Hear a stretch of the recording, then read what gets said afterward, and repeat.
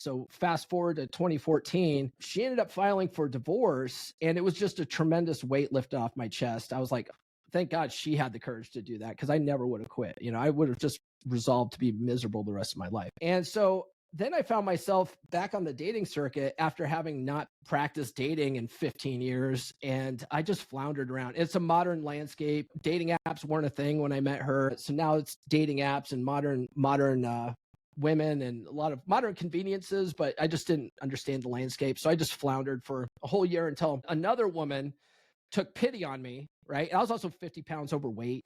I was out of shape. And that, I think, contributed to the end of my marriage as well. But I found this girl who was a little bit of a chubby chaser, and I lovingly say that. And I just immediately go all in, just same patterns, right? Just, this one girl's nice to me, I'm going to go all in. Welcome to They're Not Like Us, the podcast where bold ideas and inspiring stories come to life. I'm your host, Aaron, here to challenge the norms and ignite your potential.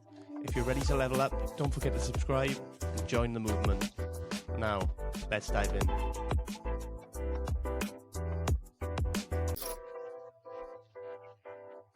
Hello, welcome back to They're Not Like Us. I'm your host, Aaron, and today I'm joined by Paul Bauer. Welcome to the show, Paul. Hey, thanks for having me, Aaron. I appreciate it. Did I pronounce your surname right, Paul? Should I check that? Yeah, Paul Bauer, like Jack Bauer. Yeah, exactly, like Jack Bauer. Brilliant, yeah. Love that. Uncle love Jack. That. Haven't seen that for years. That's a blast. That. I love that series, man. When I discovered it, when it first came out, I was going to college. And I couldn't get into it because I had so much homework to do, and I was also working full time. And I just couldn't get into it because you have to watch every episode. But then years later, after I was, an IT manager and I didn't have much going on, on a day to day, I had plenty of time to watch it. And I binge watched all of those episodes. It was a really good series. Yeah, it's brilliant, man. But they do get you because every episode ends on a cliffhanger, doesn't it? Every single one. Yeah, and it's just like you just want to watch the next one and the next one and the next one. Yeah, how's he going to get out of it this time? And then you wait next week and you're like, oh, that's how. Oh man, now he's in another pickle. Like, I used to love that. To be fair, I love Kiefer Sutherland. He's brilliant. Oh yeah. Oh, he's a great actor. Yeah, his dad's a good actor too. His dad's still around? I don't know if his dad's still around, but Donald Sutherland's good too. Paul, can you tell people a little bit about yourself so they kind of have an idea of who you are, what you're all about? Yeah, I'm one of those, internet alpha males. I'm a white guy with a podcast, and so people don't like me very much. No, I'm a men's relationship coach now. It didn't start off that way though. I got into the space after some pretty hard times, right? Like just to give you my Batman origin story, I was one of those guys that was pretty good with women when I was in high school and in my late teens and stuff like that. But I always had this sniper mentality when it came to dating, right? Like one girl at a time, and like the one girl that's nice to me, I go all in on this one, and I think she's the one, and right. And so I had a bunch of different girlfriends, but it was always the same thing. I was always like, pushing for exclusivity. I was always, trying to, run towards that white picket fence. I thought I was going to marry every one of these girls. I finally, when I was 18, I left for the Navy. I joined the U.S. Navy. And 2 years into that enlistment, I met my now ex-wife, right? And so I was 19 when we eloped, and then we were 20 when we had our official wedding for the family. But I got married before I was even old enough to drink. Like here in the US, you can't drink until you're 21. In the UK, it's what, 5? How old you guys? Yeah, you got to start them young. As soon as you get off formula, you're straight onto the beer, really. Right, perfect. Yeah, because you got to be able to hang out at the pubs. But that's it, man. But yeah, so I rushed into this marriage. I didn't even know this girl very well. We met when I came home on leave. So I was stationed in California. And I came home to Colorado on leave, and I met her out here, and then we had this long distance relationship for almost a year before I convinced her to move out to San Diego with me, and we got an apartment together, and then we were getting ready to go on a series of deployments. So I was going to go on a 3-month training deployment, come back for a month, and then be gone for 6 months on a what we call a Westpac, which is a deployment to the Middle East. And so I was like, I've got to make sure I take care of this girl because that's what a man does. A man provides, you know.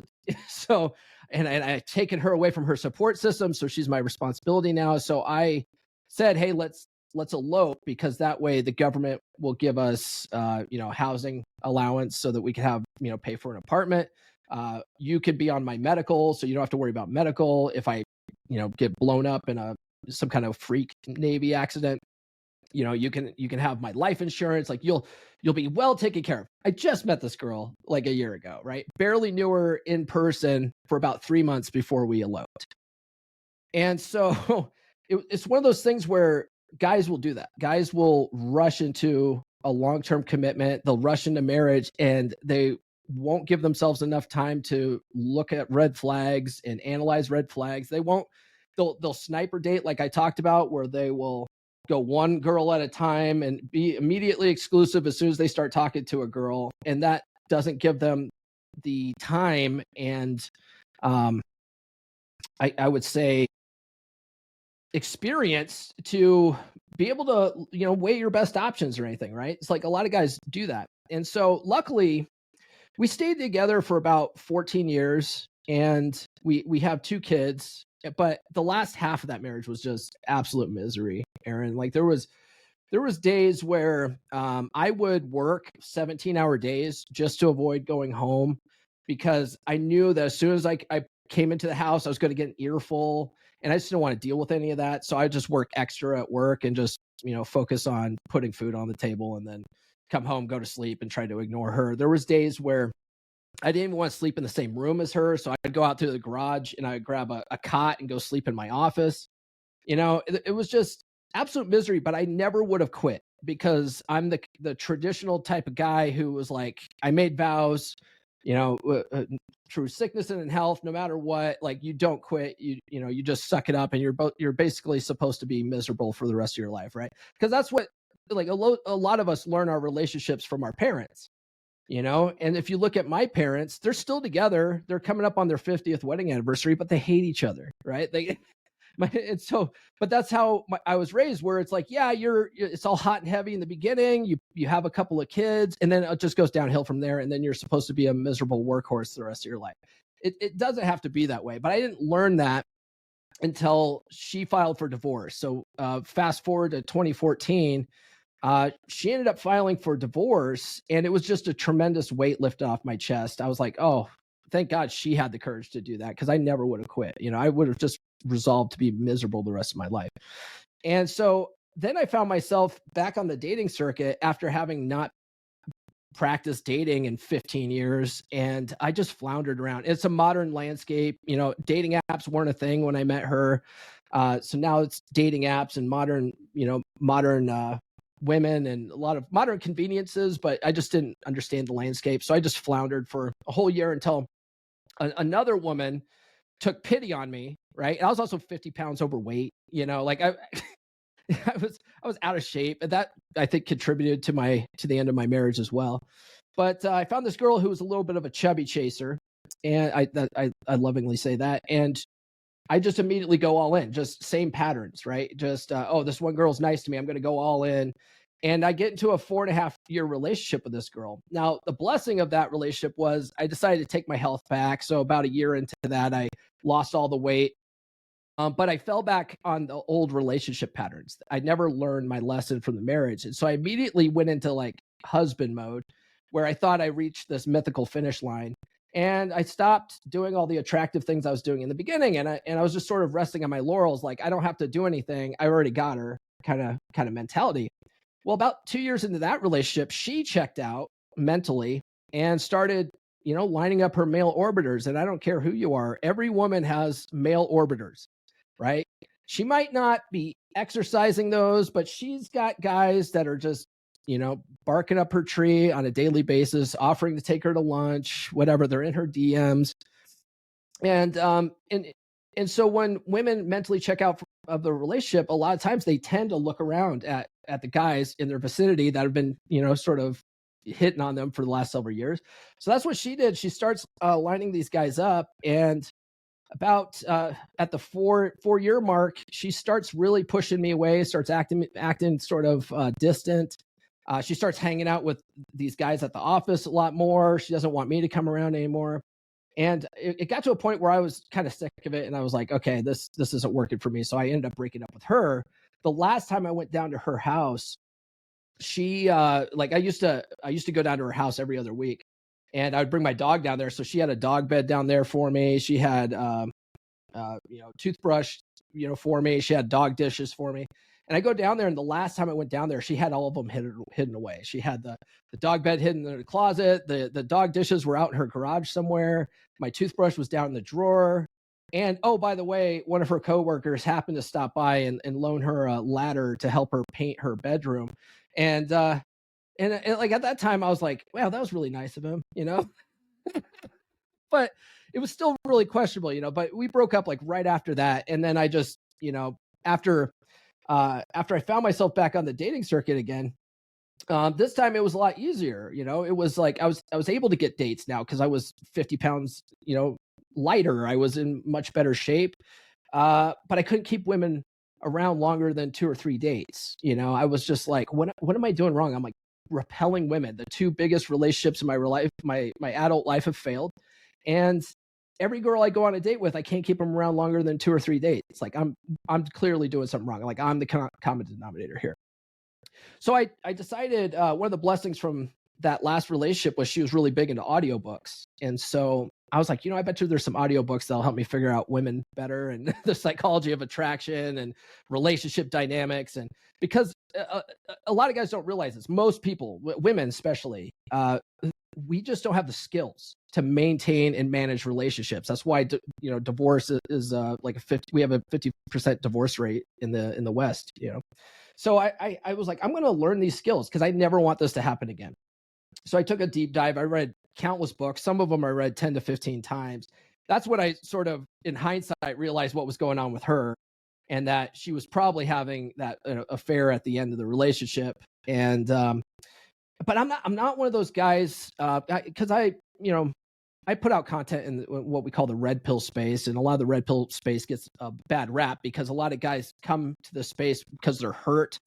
They've had some kind of really negative experience, and they don't take the time to reflect on like what the learning opportunity is. And it's always blame the women, and women are hypergamous by nature, and whatever. And it's like, yeah, they are, but once you understand how it works, you can use it to your advantage.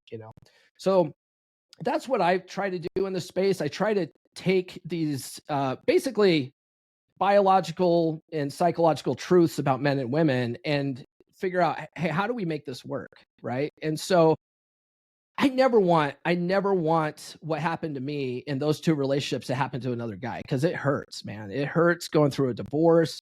It's scary. You lose half your crap. It took me about 5 years to get out of debt after that, because I had to get a new place, refurnish an apartment, like all that kind of stuff. I had to pay her over $100,000 in alimony over a period of 5 years. I'm still paying her child support, even though one of my kids is an adult now, and the other one is he's got about 4 years left in high school, so I still have to pay her child support. I mean, it's a financial and emotional crap storm that guys don't realize that they can avoid if they have some of these skills. So I've sort of made it my mission to teach men some of these relationship skills and understand women's hypergamous nature so that they can use it to their advantage and maintain healthy relationships in the process.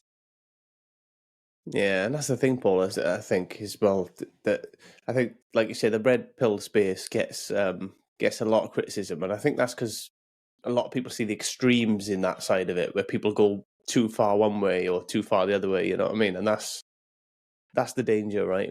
We go to the extremes and we're not looking at things objectively. But it sounds like you're looking at things objectively, and and trying to understand what's actually going on and how we can benefit, I suppose, or how we can actually play the game the way that everybody else is playing it, I suppose. That's Yeah, well, I mean, and I understand it too, because I study NLP, right? Neuro linguistic programming. I got certified in that. And one of the biggest things that I found fascinating in that process is just understanding that we as humans have a negativity bias in our brains. Like we're wired to look for the bad in our environment. That's an evolutionary psychology thing because back in the caveman days, you wanted to be hyper aware of like saber-toothed tigers that are trying to kill you, right? That's a negative. So we tend to focus on the negative and we like to gather and commiserate with each other. And so it's much easier for men to get together and blame women, blame the 80% of divorces are filed by women and then never do anything about it. And so it's like, yeah, I mean, there's some truth to that, right? But and so there a lot of guys argue, well, men should never get married. Like maybe they shouldn't, right? But there are guys that didn't get that memo and so they are married. So what do we do with those guys, right? So that's that's where I come in from the red pill space going, hey, there's guys that didn't get the memo, they are still married, they're in a bad situation, like how can we help these men, you know? Yeah, and equally, some might be in good marriages and they're happy and they're making it work. You know what I mean? So there's multiple layers to this, isn't there? And I was just talking on my last podcast episode. Actually, we spent a lot of time on negativity bias and the fact that we are, the whole misery loves company and all that. But you have got to be careful in it that you're being objective and you're not just acting from that kind of emotional pain place where you're not seeing the mistakes that you're making as well and the stuff that you could do to make that better potentially, because often it's a two-sided thing. And then you look at the stats as well, you look at the, like you said, is it 80%? I knew it was high ratio, but is it 80% of females that initiate divorce? It's something like that. I don't know what the exact stat is. But that just brings me back to where you were at earlier and what you said, that you would have stuck it out and you would have stayed with it. And I think that is a very male mentality, especially if you've got kids. You kind of, I'm going to stick it out and stay the course now because, I have an obligation to do that. Yeah, we men have this sense of duty, and it's sort of ingrained in us, through society. It's a paradigm that we're told, like you have to. You're a man provides, right? You're a provider. The thing is that a lot of guys, when they get married, they go hard in the provider role, right? And the things that guys don't understand about women's hypergamous nature is that provider role is what we call a beta trait.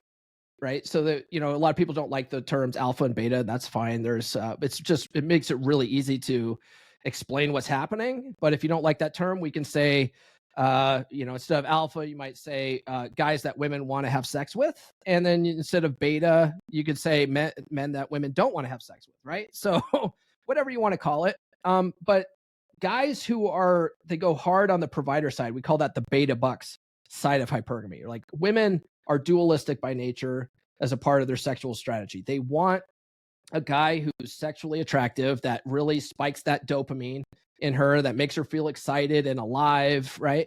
But they also need a guy that's kind and nurturing, that can take care of her kids, that will, put food on the table. So they want a guy with both traits. The problem is that a lot of women have a hard time finding a guy with both traits, right? So what they'll do a lot of times is, like in their 20s, they'll sleep around with these guys that have the alpha traits, and then they'll decide, I'm done playing the games and I'm ready to settle down. And they'll settle down with a guy that has a lot of beta traits in their 30s, and they'll be unhappy in their marriages. Because they think that they want that, and they do, but it's just not sexually attractive to them. So you end up in a dead bedroom type situation. Another thing that guys end up doing too is they will be the attractive guy, right? They will be the guy that spikes that dopamine, that makes her, like, it's really hot and heavy in the beginning. That's, I would say, a good portion of relationships are like that, where everything is hot and heavy in the beginning. She's excited.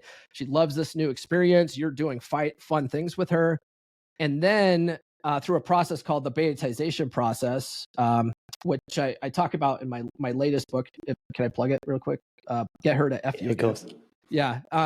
But the betaization process is a process that's subconscious with women, where they will take a guy who's sexually attractive, that's exciting, and she will try to manipulate and change him to where he's more of a beta provider. And then if he lets her manipulate him, she loses respect for him, over time, and then she loses attraction because she was able to manipulate him. It's like, think Beauty and the Beast, right? Beauty spends the whole movie taking this wild, untamed, masculine, beast of a guy, and tries to turn him into this civilized, prince guy who, in 10, 15 years, she's not going to want to bang anymore. That's women do this to guys, and guys let that happen because they don't know what's happening.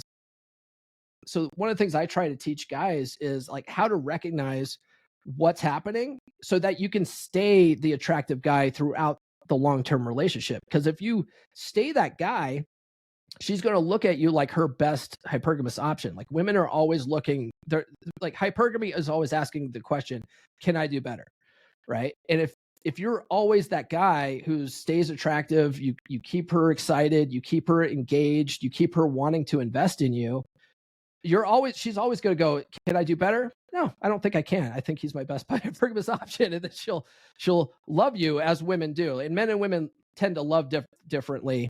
And just from a psychological perspective, they love completely differently. And a lot of guys get really butthurt by that, because a man's definition of love, it would be like what the Bible defines it as, right? Because, like it or not, men actually wrote the Bible, right? It might have been divinely inspired. You can argue that. I'm not going to get into theology. Men actually put pen to paper and wrote some of the stuff out. So a lot of those concepts come from men on what love should be. But that's not how women love. Like, women love more opportunistically than men do. Men are more of the idealists, the romantics, right? And so a lot of guys, when they find out women don't love them the same way, they get really butthurt by that. And, like, oh, we can't ever have a good relationship. It's like, you just got to let that go. Sort of embrace reality. Yeah, I think I've been through that myself. It's the whole Wizard of Oz thing when you see behind the curtain, and then you're like, really disappointed that everything that you've built up in your mind over, your life, you realize that actually it ain't like that.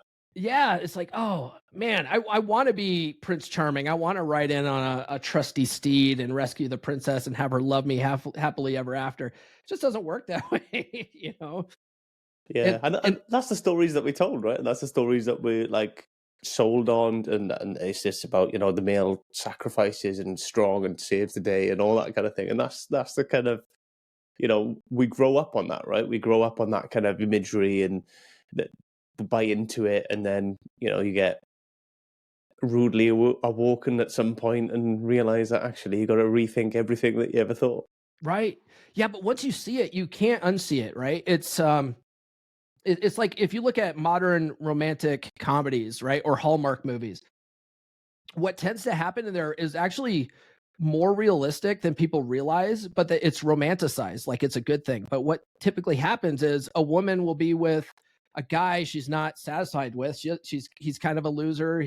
She makes fun of him all the time. He's inept. But then some handsome guy comes into the picture, and all of a sudden she's like, "Oh, I found my true love." So basically, it's romanticized cheating, right? At the end of the day, where she dumps this guy for a better guy. Well, that's hypergamy as an example, but that's, if you look at it from, what can you learn from that? Well, this guy over here that she dumped, he probably wasn't doing the attractive things that would have kept her engaged to begin with.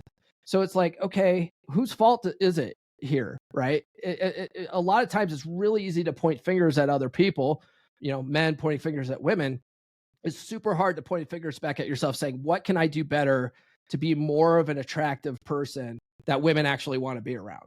I have a friend in the space. His name is Ryan Stone, and he says men really have to work on being more effable, and so that's really what it comes down to. If she's not wanting to sleep with you anymore, you've been in a long-term relationship for past the 7-year mark, and everything's fading down. It's not because attraction, or not because, it's normal for sex to fade over time. It's not. It's that you've allowed attraction to fade, and she's no longer attracted to you anymore. So you have to change that dynamic if you want things to be happy, right? Like, a lot of guys are looking for their peace. Like, you have to create your own peace, Yeah, definitely. And I think, I don't know what your thoughts are on this, Paul, but I think it's it's even more difficult in kind of modern society now, where I don't want to push too far one way, but ultimately it does seem to me like men are seen as bad and the enemy a lot of the time, and society is trying to push men to be more. So we talked about earlier about the females kind of finding an alpha male, kind of pushing him to be more beta, more placid and stuff like that, which is probably because then that's better for nurturing and raising children and that kind of thing. That's probably the evolutionary thing, which within a relationship, that's probably fine and the balance would probably be okay. But when all of society is trying to push you that way as well from a young age, then ultimately you lose in some of that kind of character and strength that you would naturally have, that boisterousness that comes with being a man, really. Yeah. And this has been going on since World War II. Have you ever read No More Mr. Nice Guy by Dr. Robert Glover? By No, I chance? haven't actually. Oh, I highly recommend that book. It's a good one.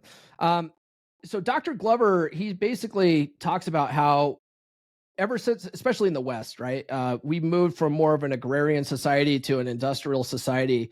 We've taken men out of the picture for boys, and boys are more raised by women now, right? And women do their best, right? It's not that crap on women, but a woman can't really teach a boy to be a man. She's not equipped for it, unfortunately. Just like I'm not equipped to tell my daughter how to be a woman. Like she needs her mom in the picture for that. But a lot of boys are raised either in single mother households, or if dad is in the picture, he's working 17-hour days because he doesn't want to come home and get an earful. So men are largely out of the picture, and then now women also work, right? So now what do? They put them in daycare, they put them in school. A lot of daycares and schools, something like 90% women ran. So boys are just not taught to be men anymore. A really good book on it is Boy Crisis by Warren Farrell. He really breaks down the problem, the masculinity crisis that we're having in the West. And then the problem with that book, though, is that he really doubles down on what got us there in the first place, right? Like, oh, men need to be able to be more vulnerable. Like they should be able to cry more. They should be able to act more like women, right? Instead of fixing the problem, which is to teach men how to be men. My good friend R.P. Thor wrote a book a couple of years ago called A Dominant Masculine Presence, which also addresses the masculinity crisis, but it teaches guys how to have a dominant masculine presence. And my second book I wrote last year is a part of that series, because he asked us, a bunch of us in the space, to write books in a series based on that first book. So I created Psychology Paradigm as my second book, which is all about reprogramming your subconscious mind to have more of that dominant masculine presence and less like not have so much of those beta traits. You still have to have them if you want to have a long-term relationship, I should say, right? You got to be able to sprinkle a little beta on things, because your wife does need that. But it's about balance, right? Right. But a lot of guys lead with that, right? They lead with the nurturer stuff, and it's just not sexually attractive. And so they want a best friend. They think that she's their partner. They use the term partner. The problem with partner is that a lot of guys look at their wife like an equal in their relationship. And when they do that, it sounds good on paper, right? Like, men and women, are equal in society, right? But in a relationship dynamic, when men do that, what they tend to do is they will defer to their wives, right? So let's say they have a major purchasing decision, like, hey, my relationship's failing. I need a relationship coach. Right. So then they'll say, oh, I can't possibly hire a coach to learn the skills I need to have a healthy relationship, because I gotta talk to the old ball and chain. Right. And so they'll go to their wife and say, honey, I really want to do this. Can I get your buy-in? That makes her the decider. That actually makes her above you in the relationship. And a woman's hypergamous nature needs to see you as above her in some way. And so when you do that, you're deferring to her, even though you think it's an equal partnership. She's now the decider, and now she's going to shoot that down. Now she's going to lose respect for you because you had to come to her for permission, like all that kind of stuff, right? So guys have to I recommend guys stop looking at their relationships like an equal partnership, and it's more healthy to look at it more like a captain executive officer relationship, where and I use that because I'm a former sailor, right? But the captain of a ship, he's overall in charge of the mission of the ship. So your relationship is the ship, right? And your wife is the executive officer, which is still a leadership role, but you're still ultimately responsible. So, she might have some good ideas. There's no reason why you can't take whatever she says under advisement. But at the end of the day, you've got to be the leader. You got to be decisive. You got to be the one that sets the tone and leads that relationship. And when you do that, it allows her to relax more into her feminine, and you have more of this sexual polarity in the relationship. And that actually creates a more healthy dynamic in the long run. But society tells us that we have to be equal partners. So that's completely ruined that dynamic. Yeah, and I get that because you look at all kind of other animals, even similar to us, like kind of chimps and stuff like that. It's bonobos. They all have that kind of hierarchy almost, if you want to call it that, which makes it function, and you take that away, and it does make it more difficult, I suppose. And then equally, when I think about that, I think about the decision wise. When you get stuck in that trap where it's just like you just want peace, you just want an easy life, and you just like, you whatever you decide. Yeah, that's what happens. That's what we call classic nice guy syndrome, right? And that comes from No More Mr. Nice Guy. But guys want their peace, so they end up deferring to their wife. They end up just becoming very agreeable. And it sounds, like I said, it sounds good on paper, right? Like, hey, like pick your battles here. But women, because they're sort of ran by their estrogen, they are more emotional beings. So they are like a roller coaster, right? And they actually do much better when a man in his masculine doesn't climb on her emotional roller coaster, can stand firm with his feet on the ground and provide a little bit of structure. So guys need to learn like how to set boundaries, how to tell their wife no, right? How to set the tone, lead, how to be more decisive. And when they learn that, their wife actually respects them more, right? I was on a podcast, I don't know, maybe a month ago, and someone used the analogy of a man setting boundaries is like walking through a cave, right? Walking through a cave with your eyes shut. If you're walking through a cave, or maybe it's just dark in there, it doesn't matter, you can't see. But as long as you could feel the sides of the walls, like you feel like, okay, I'll get through this, right? You sort of have a sense of security. But if you go to push on the wall and the wall's caving in, like you don't feel very secure. Well, women are security seeking creatures. If you really want to get simplistic, they are looking for stability and security. And if you don't provide that structure through boundary setting, through being more assertive, being more decisive, it's like walking through the cave and not being able to feel the walls because you're easily manipulated, right? And so it really just comes back to being that kind of guy that sets the tone and leads, that she respects. And but most guys lose that respect over time because she's able to manipulate them. Like we have a sort of a saying that women don't want to win, right? So like women might try to get you to do certain things, but they don't really want to win. They want to know that you're going to stand firm in your values and you're going to put your foot down when you need to. And that actually makes them feel more secure in the relationship. Yeah, I see this with it online, and I can't remember where I seen it or what it was from, but I can't remember. But it was a female delivering it anyway, but she was saying basically that females will try to manipulate you, but they want you to know that they're trying to manipulate you, and they want you to figure that out and stop it. Yeah, a lot of the time. Sometimes they want you to let them have a little win here and there, but they want you to feel like so that they feel like they can't always get one over on you, because if they can, then they feel like you're weak, sort of thing. Well, that's and that's an annoying trait that women have that guys get really frustrated with, is they basically want us to be mind readers, right? Well, you don't have to be a mind reader if you understand what's happening. If you understand women's evolutionary psychology when it comes to intersexual dynamics, like all women do this type of thing to some degree. Some do it more than others, right? But they will all do it to some degree. And so you can't avoid it. So you got to learn how to deal with it. A lot of guys are like, oh, if a woman's doing that to me, I'm going to dump her and move on to the next one. Like, okay, well, the next one's going to do it too. So at some point, you got to learn how to do this. But yeah, women inherently want a guy that gets it, right? They want a guy that just understands what's happening, and they want the guy to play the game with them, but they don't want to know they're playing a game, right? So it's one of those things where you understand what's happening, you know how to sort of handle that situation, because like we call them like fitness tests and frame checks, and like, oh, there's all sorts of different things that women do. And if you know how to handle those, you almost like think it's kind of funny, and it ends up being fun to play this game. And that's all she wants. She wants you to really understand how this works and play the game with her. But a big problem guys get when they get into the space and they start studying this stuff is that when the woman starts doing that kind of stuff, they explain it back to her. Oh, I know what you're doing. You're doing what we call a fitness check. And this is how I'm handling it. I'm doing an agree and amplify.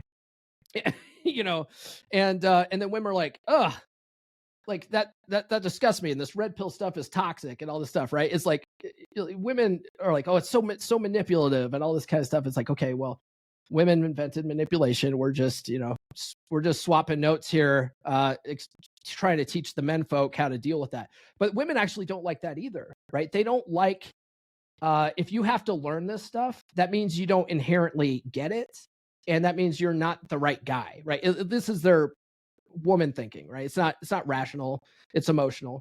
But if you don't just inherently get it, or at least if she doesn't believe that you inherently get it, like that will make her lose attraction too. Like, oh, you have to be taught this, right? Yeah. So a lot of the times when I'm working with men, I'm like, we don't want to tell your wife that we're doing this, right? This is a sneak attack. We are going to level you up. We are going to give you the skills you need. And she's going to see these changes in you and go, I don't know what's happening here, but I like it, right? And that's where you want to be. You want her to have that sort of hamster wheel going. But if you tell her, hey, I'm going to start learning how to game you, and I'm going to learn how to be more attractive for you, she's going to be like, what do you mean you have to learn that, right? Like all of a sudden that's unattractive behavior. Yeah, but do you think that's a genetic thing? Because when I think about that, I think that, part of it, and it maybe subconsciously, that they're looking for somebody who has good intuition, because somebody who has good intuition is somebody who can, make good decisions, look after you, and be that person that's going to pick up on things quickly and keep them safe almost.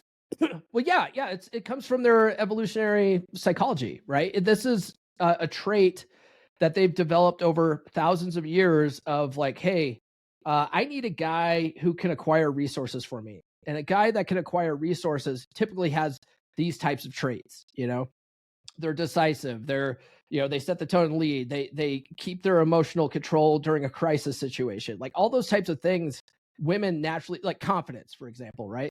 Women are just naturally drawn to a confident man because it's the traits that guys have that can acquire resources.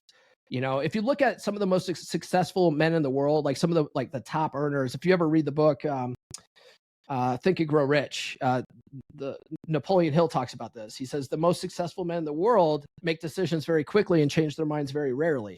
Well, that's a trait of a successful person. So a lot of guys are complaining, oh, women just want a guy for money. No, it's the traits that you could use to acquire money that they find attractive. But that is a part of their wiring. That's like their firmware. They're looking for guys that can do that sort of thing. It's just that most guys aren't told that anymore, right? Or they don't pick that up from their fathers anymore, because a lot of men are very weak now. Yeah, and I think society, again, like I say, society pushes you to move away from that from a younger age now as well. So you're not kind of rewarded for being that brash, I'm going to go and do this kind of attitude. They want more agreeable people, and more, I don't know, more passive traits, I suppose. Yeah. But no, society definitely pushes it, and the funny thing is too is I often say on my show, men aren't the only ones that are blue pilled. Like women are we call like red pill and blue pill. It's a throwback to the Matrix, but women are raised with the same social programming that we are, right? So they think, yeah, equal partnership's good. I want a guy that's more caring and nurturing. I want a guy that's more vulnerable, right? but then they are consistently unhappy in relationships. And they're like, I don't know, where have all the real men gone? You hear that all the time, right? Well, it's because guys aren't, they're not doing what nature wants us to do, because society says, oh, we need to change all that, for the sake of, equality or whatever. It's like, fine, like let's have equality in the workplace. I'm a very traditional feminist, I would say. Like, if a woman wants to be a trash truck driver, if she wants to be an oil rig worker, like, by God, she should be able to go do that if she can, physically do the job.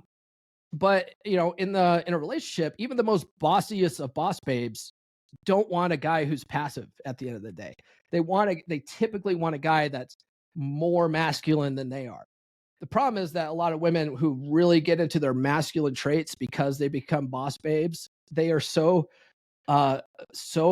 difficult to get along with in the first place that most men don't even want to tolerate that. So it just doesn't work out, Yeah, and I suppose it makes it more difficult, doesn't it, for a man? If you feel emasculated from the outset, then it's going to be difficult for you to kind of be happy, really, and feel confident, because that's. I mean, I'm speaking anecdotally for myself, not speaking for everybody. But when you feel masculine and you feel like powerful, not in a bad way, but like you feel like you can achieve stuff, you can go and do stuff, independent, that kind of thing. That's when you feel really confident, right? And then it brings out everything else, and then stuff starts to go well. When you feel the opposite, when you feel a bit emasculated, or you feel a bit low, like you can't achieve something or whatever, then that pushes you the other way, and you kind of go into your shell. Your head sinks, and then things tend to go badly. Yeah, we have one of the first articles on the internet that I'm aware of that specifically calls this stuff red pill. It was it came out in the early 2000s. This guy went by Hawaiian Libertarian. He had a blog, right? And he wrote this article that was really profound, and it was called the Emasculation Paradox. And it was essentially how society teaches us to, be plow horses and to be more agreeable, but that tends to make women more unhappy. And so it's very counterintuitive, but the key to, keeping that relationship dynamic going is by not allowing her to emasculate you, right? And that's where the betaization process comes in. And it starts with women testing you. They test your frame. They do, we call them frame checks or fitness tests or whatever you want to call it. And the more you fail that, the more she loses respect for you, the more she starts, when she has no respect for you anymore, now she emasculates you, and now she's unhappy with the relationship, and now she either divorces you or cheats on you, So it's like, if you bring things back to the beginning and learn what's happening in that process, you can actually change that dynamic. Yeah, and more importantly, when they start losing respect for you, you start losing respect for yourself as well. Oh man, yeah. There's a lot of guys when they come to me, they when they're in a dead bedroom situation, there's no worse feeling than that, right? Like, some of these guys, they haven't had sex with their wives in like 5 or 6 years, right? Their wife just, whatever excuse under the sun, barely talks to them anymore, and these guys just feel like very less than, very depressed. One guy came to me, and he was like, he almost had tears in his eyes, because when we had our call, and I was sort of bringing up, like, okay, like, how does that make you feel, and man, you could just see it, like, him welling up, because it just makes guys feel like absolute garbage. And you don't have to feel that way, right? Like, you can change this around. But a lot of guys, what they'll end up doing, because divorce is so popular nowadays, is they'll either rush to get divorced and think their next marriage is going to be magically better. Divorce rate in the West for third and fourth time marriages, or I'm sorry, second and third time marriages, it just goes up, right? So it's a 50% divorce rate for first time marriage, and then it's something like 70% divorce rate, 60 or 70% divorce rate for second and third time marriages. It's because people never learn the skills to maintain that. They also don't learn how to pick better women. There's a lot of guys, like I said at the very beginning, they just rush into the first girl that's nice to them, and they never take the time to exercise their options and spin plates and date multiple women, and then find, like, the cream rises to the top when you do that. That's why women do that. Women, we call it spinning plates. Women just call it dating. They are always exercising their options, and they're trying to find their best possible option. Like, well, guys need to sort of adopt that strategy because it works really well, you know.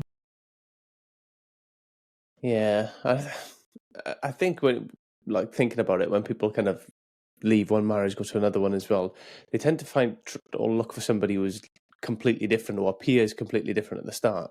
Mm-hmm. But I think the issue is never the start. Is it the start is always pretty good from my experience. The start is always pretty good, but then Yeah. once you move on, it becomes difficult because that's with time and with more decisions being made and more stuff happening. That's when you kind of go down that road. And if that's the way that you are and you haven't learned how to be different, then you're going to end up going down that road again with whoever you're with. Oh yeah, no, that's exactly what happened in that relationship. That I call her red pill chick, because it wasn't until after that second relationship that I sort of had this epiphany that I was the problem, you know. but yeah, that's exactly what happens. People, there's like a honeymoon period when you get together with somebody, and it lasts about 6 months to a year, where everybody's on their best behavior, everything's hot and heavy in the beginning. You're both trying to be the most attractive people possible.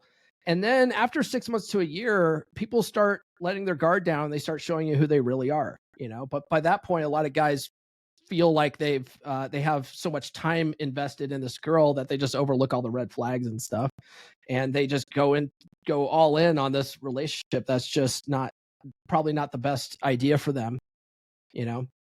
But yeah, and then they'll fall back on old patterns, like just like I did when because I was so used to being in husband mode, where I thought I crossed an imaginary finish line. As soon as I got to that next relationship, I was looking to go right back into husband mode, because that was comfortable for me, right? And it was like, it wasn't until after that relationship that I realized that the work never stops. You always have to be attractive, not be unattractive, if you want a long-term relationship to last, you know. Have you ever read the book The Game by Neil Strauss? No, I can't say I've.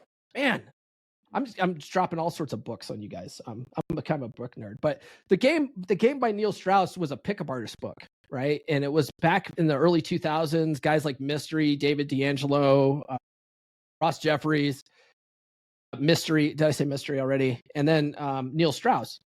And the biggest takeaway from that book wasn't all the cool pickup artist tricks where they were, gaming girls. It was that these guys were using, basically, they were geeks with techniques, right? They were able to get women in bed very quickly, and they were specific types of women they were targeting. It wasn't like every woman in town this game would work on. It was specific women that dressed provocatively and looked like they were party girls, right? They would run this game on them and get them to sleep with them quickly.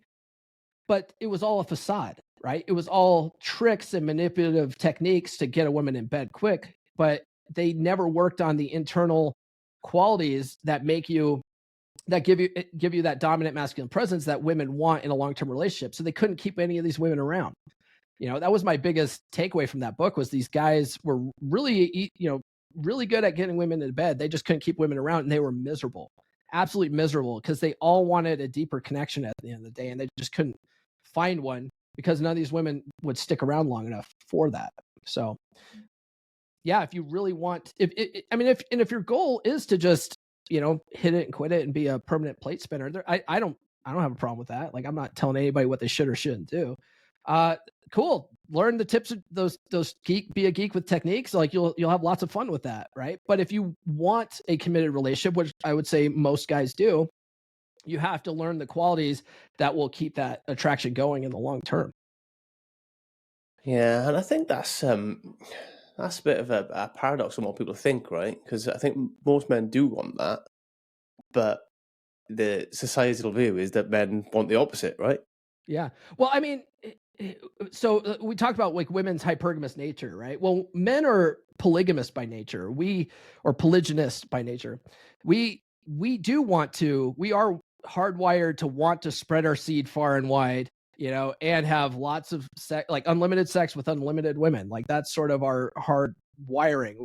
Society has really told men not to want that, but you'll still find men who either get into long-term relationships and they still like step out on their wives, right? Or they'll, we can talk about that in a little bit. Or what they'll do is to satisfy that itch is they'll watch a lot of porn, because porn gives them that sort of escape where they can almost like mentally feel like they're having variety without really actually having variety. So we're wired that way. Now the difference between men and women cheating is that because of women's hypergamous nature, women are more likely when they cheat to fall in love with the person they're cheating with and not be in love with the guy that they're cheating on anymore. Right? Women are like 9 times out of 10 going to be madly in love with the new guy. Right? Men, on the other hand, because we're wired to sort of look at sex like it's a utility, we and like a sort of a entertainment. We actually, men can cheat on their wives and not feel anything, and nine times out of 10 they don't feel anything, and it's just to have that variety, and they still love their wives. So it's because men and women are wired differently. I'm not saying one's better or the other, or men and women should cheat or whatever. I'm not going to get into that, but that's just what it is. Yeah, I've read an interesting book recently that I don't know if you've read it. It's The Ape That Understood the Universe. Oh no, the ape. Oh, I'm going to write that honestly, down. Is it it's a good? crack. Yeah, it's really good, and it digs into the science behind this.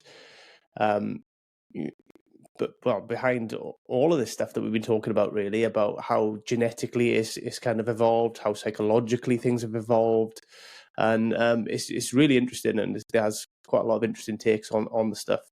It's quite a long one, in depth, but it's really, really good. I'd recommend it. Is it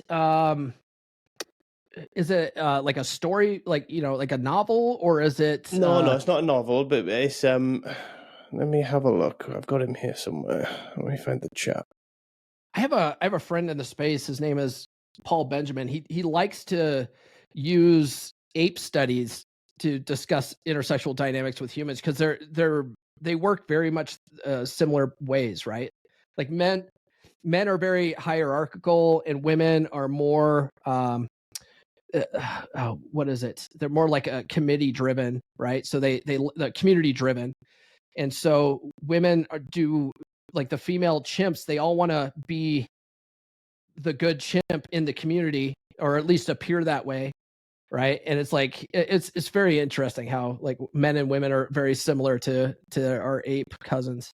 Yeah, it's by Steve Stewart Williams is the book, and he's a scholar that works in the field essentially about kind of genetic development and that kind of stuff, and human psychology and a combination of those things, and he digs right into the weeds of it. It's really, really, it's opened my mind up to lots of different things and ways of looking at stuff and thinking about things. So it's very pertinent for what the stuff that we've been talking about, and I think you'll be quite interested in it. So it's worth a read. If it's on Audible, I'll definitely add it to my Audible Yeah, list. well, I say read. That's what I've been doing and listening to it, to be fair, in the car. But yeah, Oh, it's good. really Yeah, good. my man. Yeah, Yeah, if I have to sit down and read a paperback, it'll take me months. But if I can get it on Audible, which all my books are on Audible, if I can get it on Audible, it's like I can knock out a book a week, because I listen Yeah, to it while I'm same. at the I'll bang gym. it on the car. Yeah. This is a long one, mind. I think it's a good 9 hours, I think. Ooh. Okay. Yeah, it's a big one, but it's worth it. It's definitely worth it. I don't mind longer ones if they draw me in and keep me engaged. But if they're too long and I'm like, oh God, I'll skip it. No, there's a lot of value in it. It is very good. I would recommend it. All right. Yeah, I'll add that to my list. But yeah, it digs into all the kind of genetic developments, and it compares how we've developed versus kind of chimps versus bonobos versus all these other kind of animals and species, and kind of the explanations behind why, and the different theories that exist about why and stuff within the scientific fields, really. So it's more that than kind of mainstream stuff. It's more what's scientifically accepted and what they think moving forward, which gives a good kind of baseline and understanding for this kind of stuff, because it goes into relationships and why we are different, men and women, and why we want different things and why we're looking for certain things. And then it goes into kind of group dynamics, why groups are different and stuff. It's really good. Okay, yeah, that sounds good. Paul, I've been meaning to ask you since you mentioned it at the start, when you're in the Navy, did you ever go to Bahrain? Yep, I've been to Bahrain. Yeah. Manama, because I've been to the Navy base there. In Bahrain. It was pretty decent, to be fair, because I was in the Royal Air Force. Were you? Okay. Yeah. We used to call that place ASU, the Alcohol Support Unit. Yeah, it was brilliant. Because I think we had this little shack basically. Because like Brits, when we go away, we have terrible stuff. And whenever we can get the chance to go to like American Air Force base or naval base, wherever it is, it's so much better because you have like huge gyms and like everything. You have bars and shops, and honestly, it was brilliant. You know what though? On U.S. or on British Navy ships, they have alcohol on the ship, but we don't on our ships. So like if we could get a chance to go over to like a British ship or whatever, like we usually get blitzed. Yeah. That's the only thing we do better, because I think like every American base I've been to, even the ones with alcohol, they have like a 2-can rule or something, but we'd be getting leathered all the time. Oh man, well, we definitely didn't. The last time I was in Bahrain, my friend and I, we must have drank 9 pitchers of Strongbow. You know what Strongbow is? Yeah, man. Yeah. Yeah, it's hard cider, right? We drank 9 pitchers of that, and I could barely walk, man. Like back to the base, I was so sick that night. Yeah, Bahrain's a good place. I really, really loved it. It's pretty westernized, right? Well, yes and no. Like you can go out in town. There's the souk. I went to the souk there, which is like a swap meet. They have like Pizza Hut and stuff like that, but it's still very. When did you go, Paul? Because when I went, they had a Baskin Robbins. They had everything there. They had a big cinema complex, and they had loads of stuff. I think the last time I was there was in 2000. Yeah, so they might it might be a lot better now, but back then they it was still very conservative. A lot of women wearing, facial coverings and stuff like that. And when I went 2013, it was very westernized, and they were very kind of they've done a lot of development there, and it's very tailored to the American market as well. So it was pretty good. Okay, yeah, maybe it's more like Dubai now. But yeah, when I went there, like you couldn't get alcohol out in town. That's why we would stay at the base bar and get lit up there. Otherwise, it's more fun to go out in town in local places to get lit up. Oh yeah, we used to go out in town all the time. That's the thing. So you did have loads of bars and places that you could just go and drink and stuff. So they are kind of copying that kind of Dubai kind of template, really. Yeah, because Dubai, I mean, that place is just a resort town. Like that. Like lots of Russians out there. A lot of Russians vacationing out in Dubai and stuff. But yeah, Bahrain, when I went there, it wasn't the greatest place. I remember the first time I went there in 98, I stayed at Menai Plaza, which was like a hotel ran by Marines. So it was basically barracks. They just took over a hotel, and they would put like 10 sailors in a room and just have mattresses everywhere. And I just remember one time, like when I first got there, they had like a helicopter landing area surrounded by razor wire. And then they had Marines with M14s, at the ready. And I remember I ordered a pizza one night, and I go down to the front gate because the Marines called me down. I go down there, and they have a machine gun in the guy's face while the other guy's checking the pizza for bombs. And I'm like, oh man, here's an extra tip, bro. Like, sorry for you having to deal with that.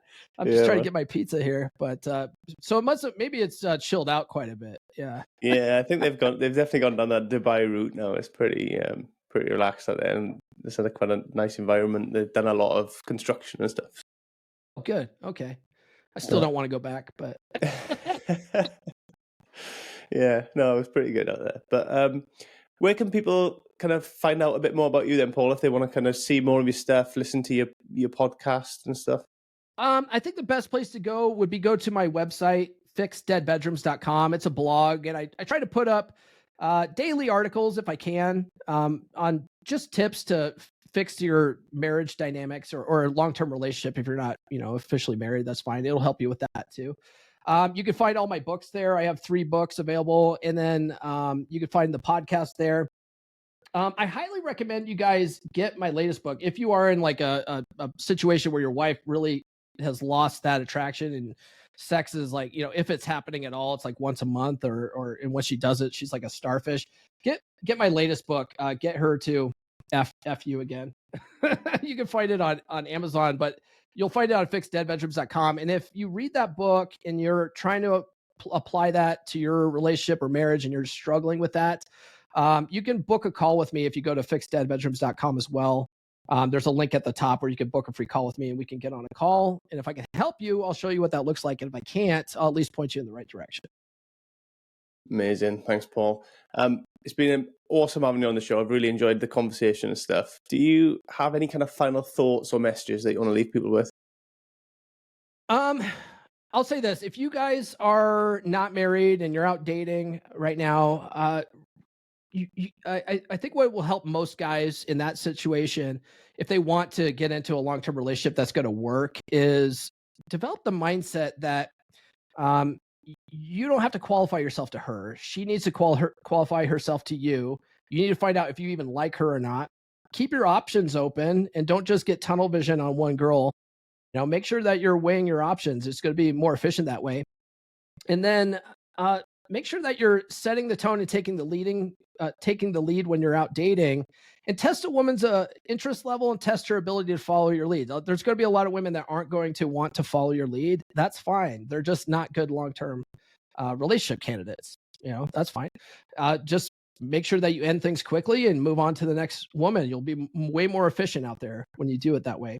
If you guys are in long-term relationships, just realize, I think the biggest takeaway here is really try to take a step back from looking at your wife like she's your equal partner and learn to be more decisive, learn to set the tone more. I like to use the dinner debate analogy where, you ask your wife, hey, where do you want to eat? And she goes, I don't know, where do you want to eat? And that's just this endless, annoying argument you always get into. Stop doing that. Just be the guy that says, hey, honey, we're going to go out to the pub tonight. Grab your shoes, right? Like, be that guy, because you'll find that 9 times out of 10, that's what she wants at the end of the day. A lot of guys want their girl to be happy, so they try to leave decision making up to her. Don't. What will make her happy is you being decisive and her not having to think about it, because women just want to show up looking hot at the end of the day. So I would say, try to develop that mindset. And then if you want more information on that, definitely read, my books, because that'll really open your eyes to what's really going on. Amazing. Paul, thanks for taking the time to talk to us today. I really appreciate it. Yeah, anytime, Aaron. Thank you for having me. Thanks, man. Take care of yourself, okay? All right, you too. Okay, bye. Thanks again for being part of this journey. Stay tuned. We've got even more great conversations coming your way.